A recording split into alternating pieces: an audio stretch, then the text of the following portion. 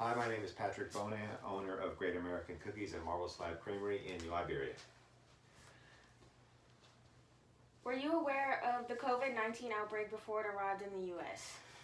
I had read a little bit about a virus that had, started overseas, and there was some speculation about, what might happen when it came to the United States. So I was aware, but was I expecting to happen what actually happened? Probably not. Economic ramifications of the coronavirus are also far-reaching. Michael George reports that businesses, large and small, are suffering.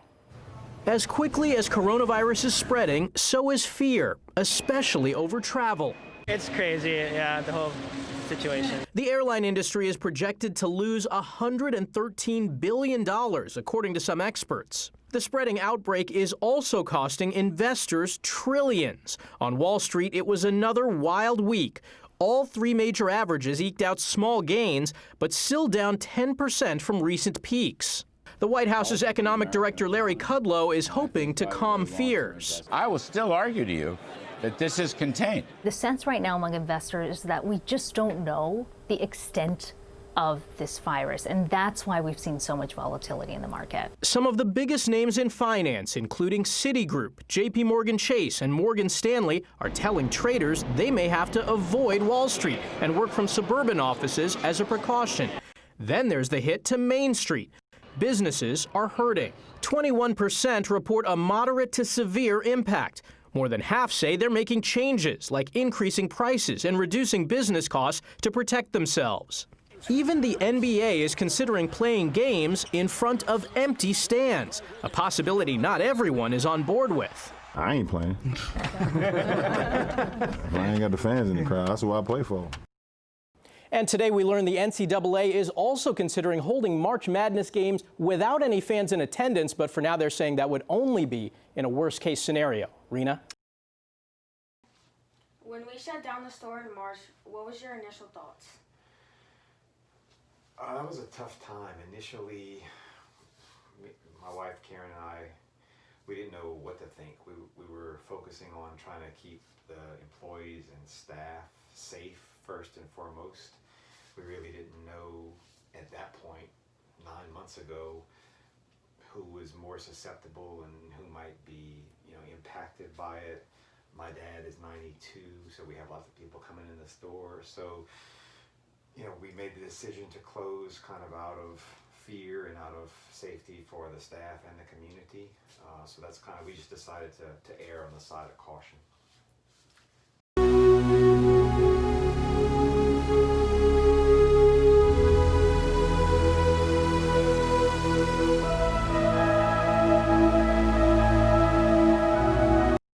Were you scared for your business? Yeah, absolutely.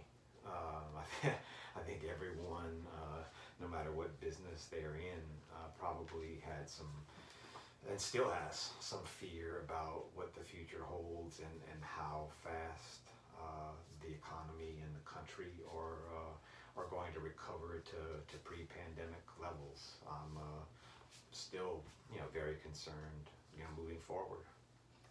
Iberia Parish restaurant is closed for good. Ruby Tuesday on Center Street posted a sign on its door announcing the recent closure for the pandemic would now be permanent. The company closed several locations across the country in 2018 and even more last year. How has COVID affected your business? Well, it's definitely impacted the number of customers that we have coming in the store.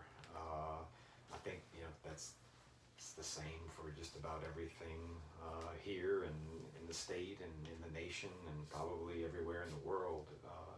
People are behaving differently because of the pandemic. If you're older, you may not be going out as much. Parents may be, playing it safer with some children who may have some issues. So I think everyone is just, life is not the same as what it was. So, I think that's definitely impacted everyday habits, which in turn impact just about everyone's business. Has COVID hurt your business more than you initially thought it would?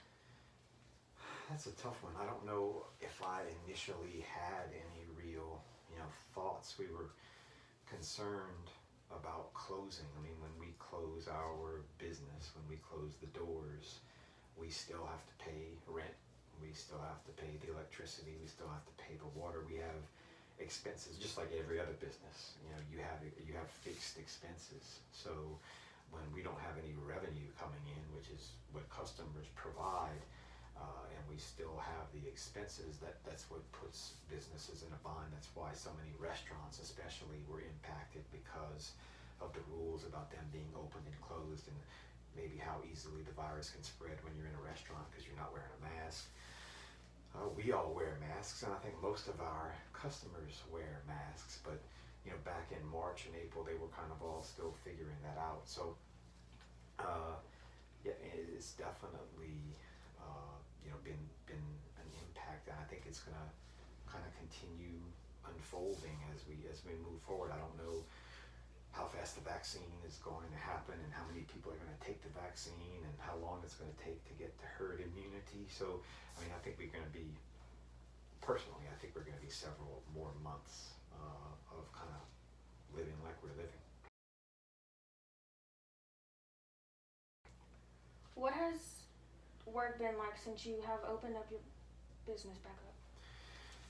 Work has been good. I mean, the staff has been good. It's kind of it's different than what it was. Obviously, we're wearing masks constantly now in the store. We're wearing gloves constantly in the store. I think it's important to give a customer a sense of safety and a sense of security, and a sense that we're taking care of business on our end to do whatever we can do to be as safe as possible and as wary of the virus as possible in a business like ours, where lots of people are coming and going. So, you know, it's definitely changed from the time that, you know, back in January and February, pre-pandemic, to what it is now. And I think we're going to continue to see changes just as far as customer habits, like we were talking about, you know, delivery and curbside pickup, things like that are going to be part of